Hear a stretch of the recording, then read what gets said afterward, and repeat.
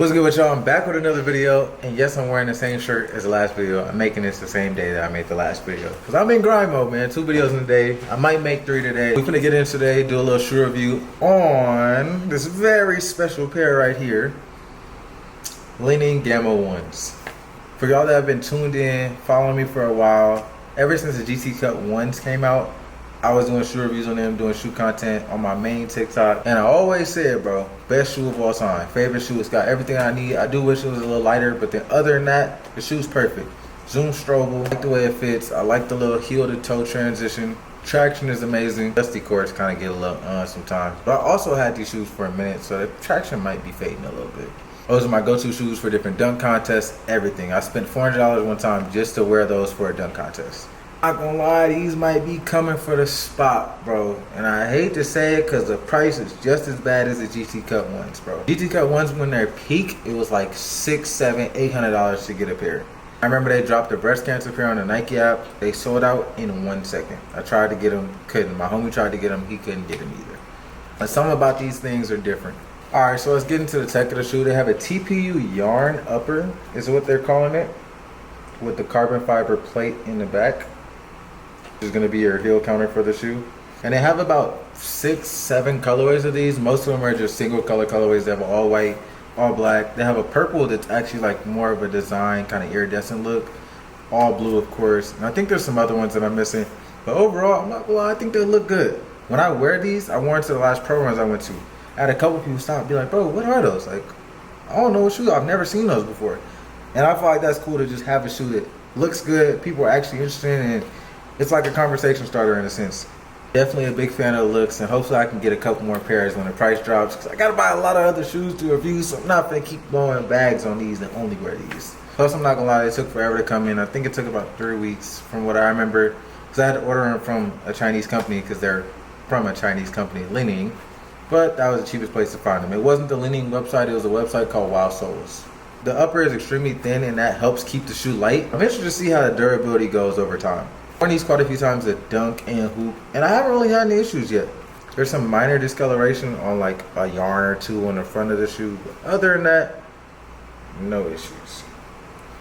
I was wondering, no, they don't have a drop in insole. It's just a really thin, I would call it boom insole, maybe. I don't know. Fan of the insole just because I wish I kind of got the shoe a half size bigger just because it was easier to put on. I hate taking forever to put my basketball shoes on. I have to, like, it messes up my socks. Or if it messes up my socks as I slide my foot in, bro, it's kind of annoying. That's one downside to the shoe that I don't like. It kind of has like little grooves on the inside, and this material sticks a lot to socks. So a lot of times I catch myself like damn near fully untying or loosening the shoe just to put them on. I also wear thick NBA Elite socks, so that might be the problem too. And as far as how they fit, I would go true to size. When I first got them, I did wish I went a half size up because of the difficulty of putting the shoe on because of the insole. But once I got them on, fit, hooped in them, perfect. If you have wide feet though and don't really like your shoes as snug, then I would say go a half size up. As far as cushioning goes, they have a full length boom midsole and then a carbon fiber plate in the bottom of the shoe. That goes the full length of the shoe.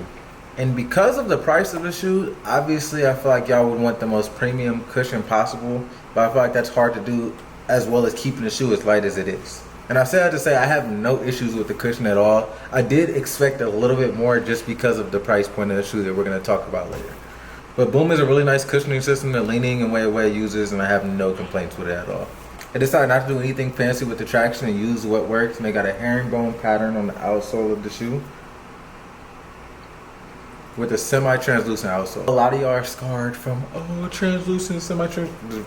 Traction is fine, perfect, 10 out of 10, bro. When I wear these, I feel like I can move as one. Like whatever move I want to make, I'm comfortable to make. Combination of the court feel, weight, and traction does a lot for the shoe. You know, there's certain movements on the court, or if you don't want to stop too fast, and it's like, is my shoe gonna hold me down? Like I don't want to slide out or fall or anything like that because I'm trying to make this move a little sharper than my shoe can handle. And whatever you need to do, it's the outsole got for you. And the shoe has a nice high-pitched squeak to it for all the squeak lovers out there.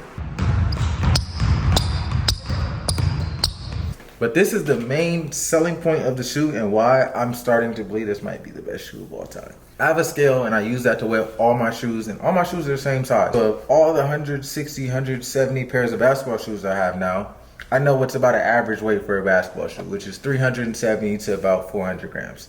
Anything over that, minor is kind of, okay, it's a little bit heavier than average. We get into like the 440 and up, that's like, okay, that shoe's heavy. If we get to 480 plus 500, that shoe's heavy.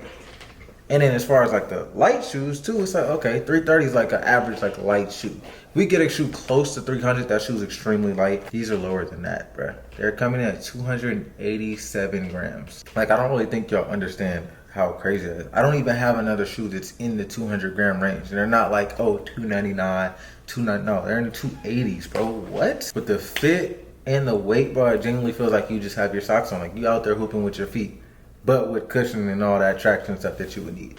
Which is how I like a basketball shoe to feel. Why I was a big fan of the Kobe 80 Next 360s when those came out, because I ran in track in college. I was a visual high jumper. High jump spikes aren't the same as sprint spikes, but I love the way sprint spikes felt because it felt like you had a sock on. It felt like a sock with a carbon fiber plate. Extremely light, and whatever you needed to do, bro, it got the job done. Now, a big issue and why a lot of people probably won't ever get these shoes or buy these shoes, especially a lot of casual hoopers out there, is because the retail price of this shoe is $499.